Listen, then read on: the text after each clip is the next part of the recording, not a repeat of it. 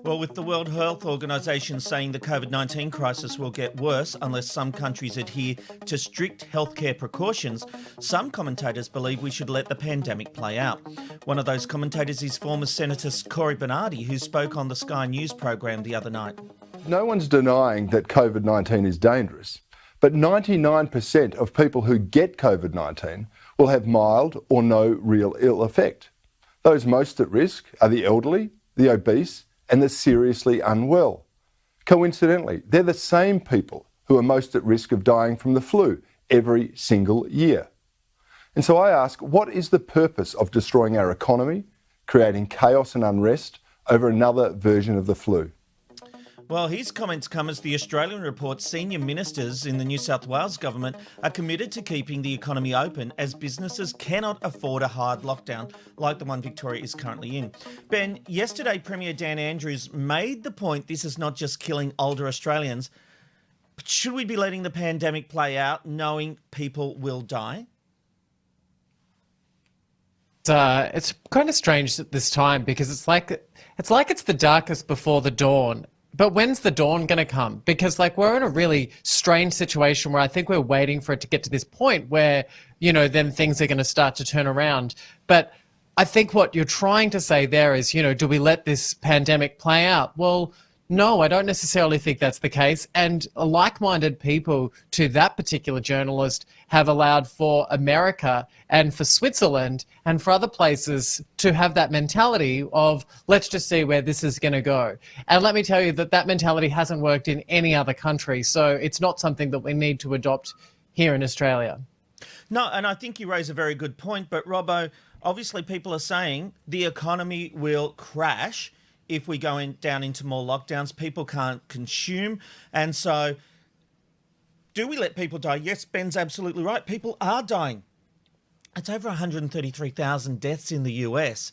And people are saying, well, maybe people have to die. Is that where we are now so that we can have a good economy?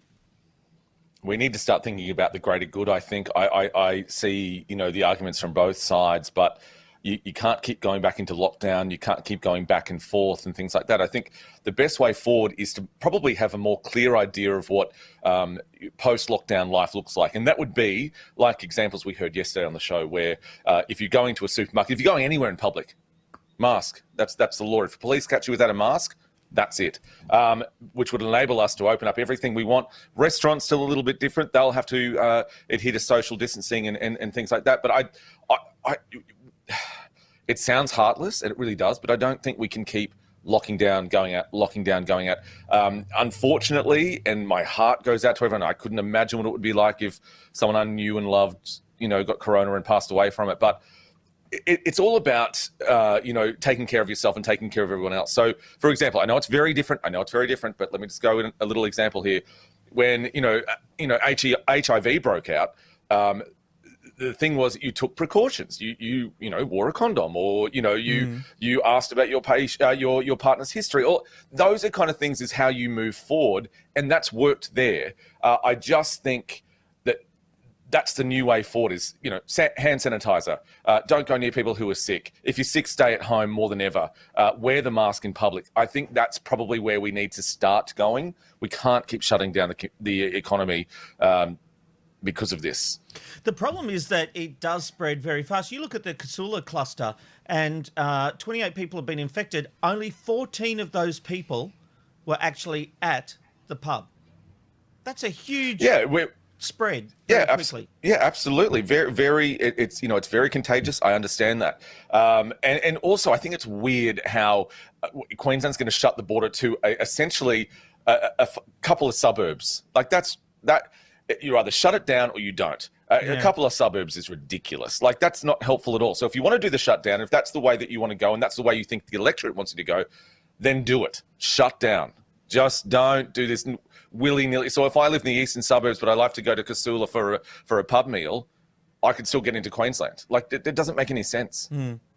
Ben, do you understand the point Robbo and these people are making that where is the line? Because people will suffer economically, lose houses, lose employment, not be able to buy food to put on their table if an economic shutdown continues? Yeah, look, I can see where Robbo's coming from it, but at the same time, I don't necessarily agree. I think the government's definitely trying to make the right decisions. I think they're trialing different things, and I think we need to roll with the punches. I don't think any of us, especially the three of us, could run the state or run the country. No. So I think that there's people probably better. I can guarantee you that you can't. I won't write you that written reference. It's not happening. But Correct. if a new morning show is going to be on Channel 10 or Channel 9 or Channel 7, happy to give you a reference for that, but running the state, maybe not.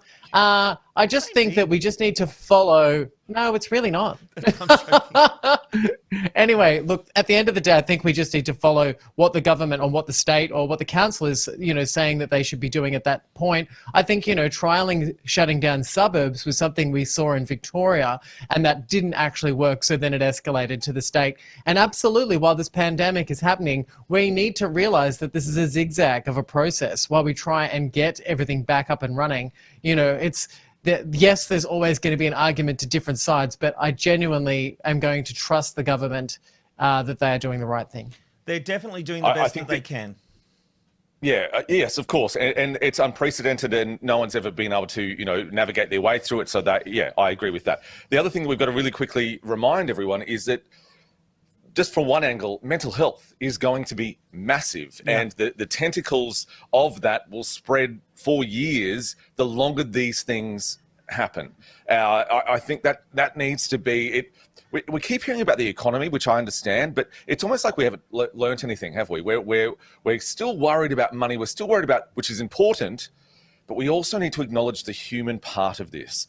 And that is what's going to be the issue. And the longer it goes on, the more it'll affect people, the more people will get hurt, and the more people will need support that currently just isn't there and has been, and it never has been. But that's the other things we've got to start thinking about as well. It's a Ben, Rob and Robbo, Ben, Rob and Robbo, Ben, Rob and Robbo.